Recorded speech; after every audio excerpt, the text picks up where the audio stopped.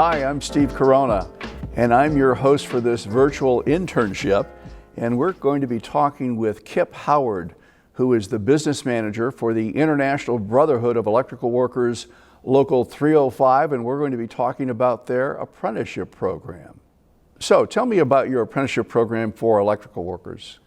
It's a 5-year apprenticeship. It runs through like a basic school year, September through May.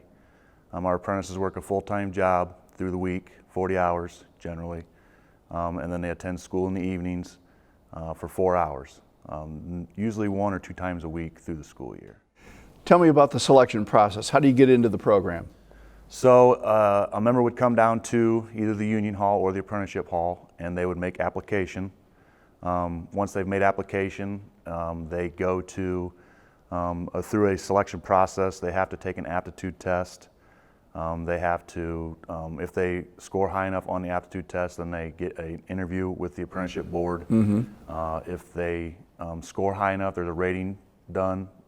If they score high enough in the ratings, where they rank as job calls come in for a first-year apprentice, we call down the list and we send them out to work. So are there essential skills and qualities that you look for? Definitely. In the electrical world, math is a big thing.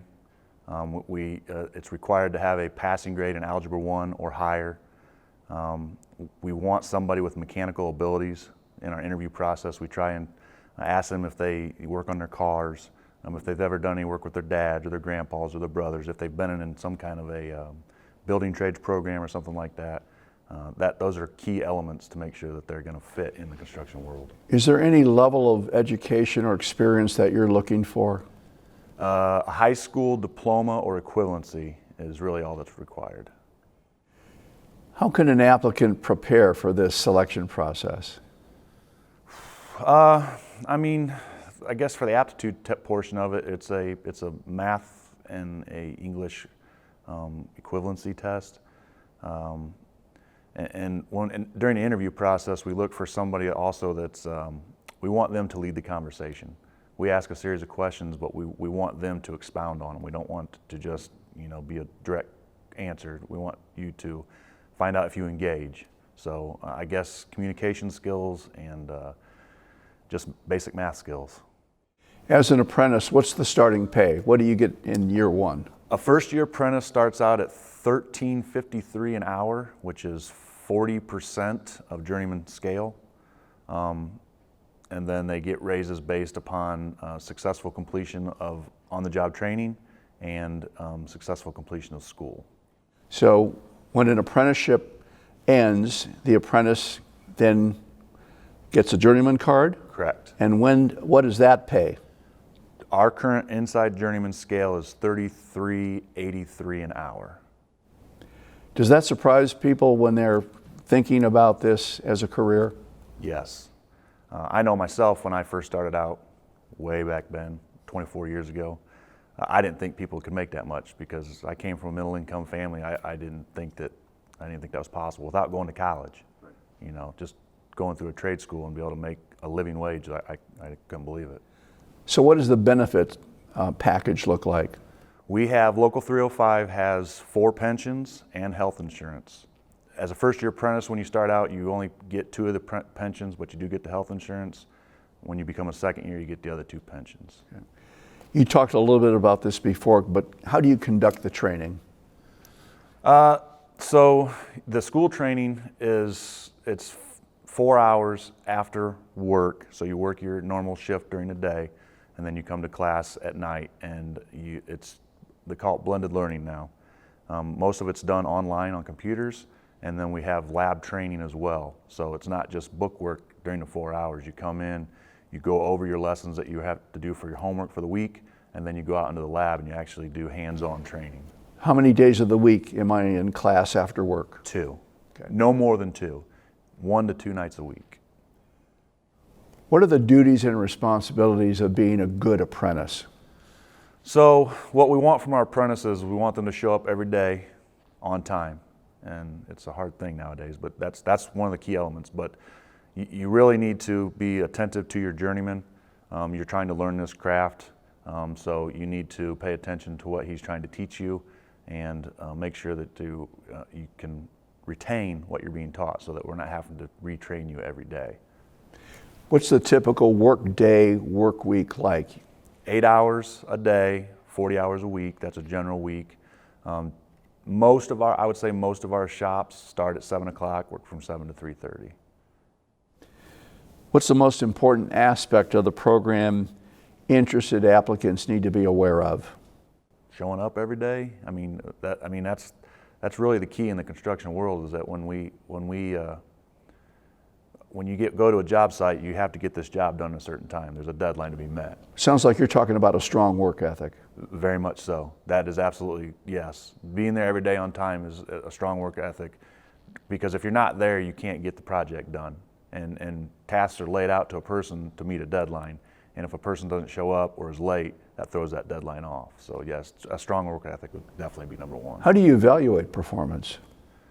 So actually we have every apprentice is given an evaluation form that is to be completed by their journeyman. And the things they look for is a good work ethic, showing up on time, a good attitude. Do you retain the stuff that you're being taught? So I guess that's how we evaluate them.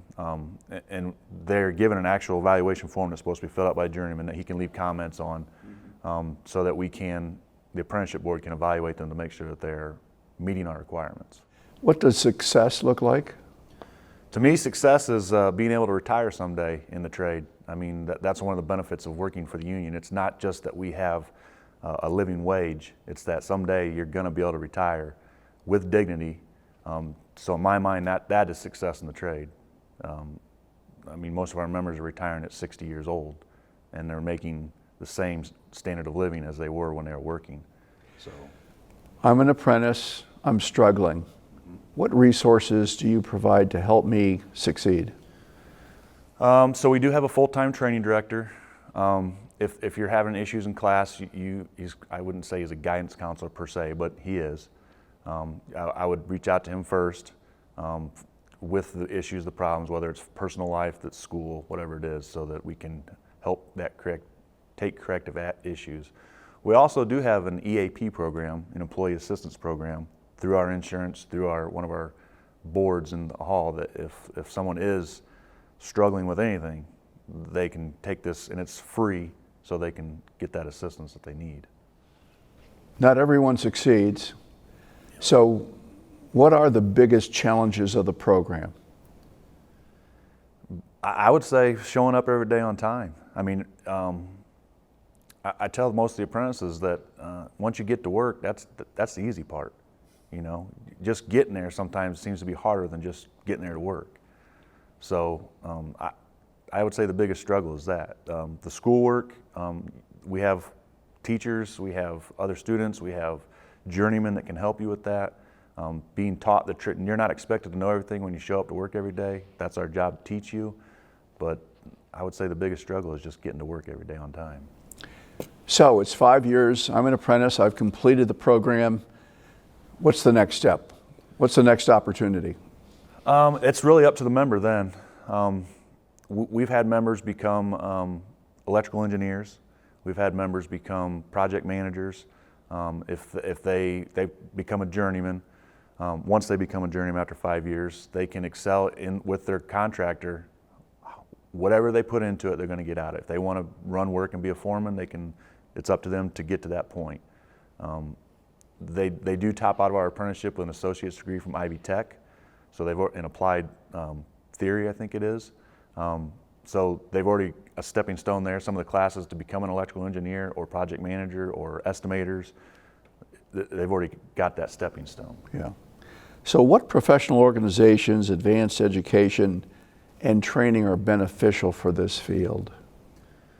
Well, I would say really the good thing about getting into a trade is that you don't really need any advanced education. The advanced education would come afterwards. Once you've got your journeyman's card, you've been taught a skill that you can take anywhere in the world to do electrical work anywhere in the world. The prerequisite is a high school diploma or equivalent.